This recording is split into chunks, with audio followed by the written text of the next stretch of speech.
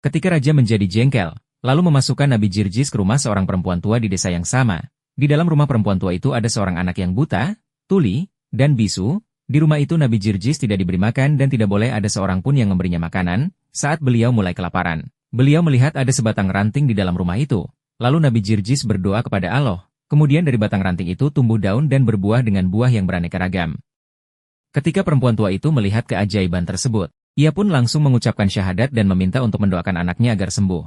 Beliau pun bermunajat kepada Allah, agar Allah menyembuhkan anak laki-laki itu. Seketika anak itu pun sembuh dan normal seperti anak lainnya. Nabi Jirjis memanggil anak itu dan berkata, "Segera pergilah kamu ke tempat berhala-berhala itu, dan katakan kepada mereka." Jirjis memanggilnya, anak itu pun bergegas pergi dan masuk ke tempat berhala-berhala itu yang jumlahnya ada 70. Lalu anak itu menyampaikan kepada berhala apa yang dipesankan oleh Nabi Jirjis. Dengan izin Allah, berhala-berhala tersebut berjalan menuju kepada Nabi Jirjis. Berhala-berhala itu berjalan menggunakan kepalanya di bawah.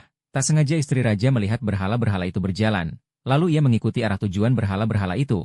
Sesampainya di depan Nabi Jirjis, lalu beliau melihat istri raja berada di belakang berhala-berhala tersebut. Kemudian Nabi Jirjis menunjuk ke arah bumi dan menghentakkan kakinya. Seketika itu juga bumi terbelah, dan berhala-berhala yang ada di hadapannya jatuh tenggelam ke dalam perut bumi. Ketika istri raja melihat mukjizat Nabi Jirjis, maka ia pun langsung pergi ke istana, dan berseru kepada rakyatnya, "Wahai penduduk negeriku, kasihanilah kepada diri kalian, dan ikutilah ajaran Nabi Jirjis." Sang raja terkejut mendengar ucapan istrinya. Lalu raja berkata, "Sungguh aku sudah melihat sekian mukjizat, tapi aku tidak akan mempercayainya.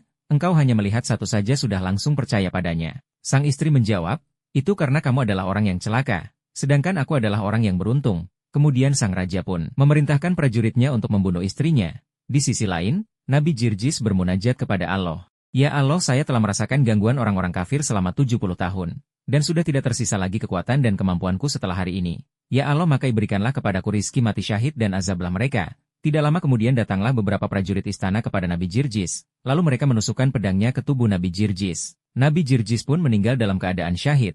Setelah Nabi Jirjis terbunuh, terlihat api besar yang berkobar-kobar turun dari langit. Api tersebut lalu membakar istana sampai tak tersisa sedikit pun, sehingga raja dan para pengikutnya mati dalam keadaan mengenaskan.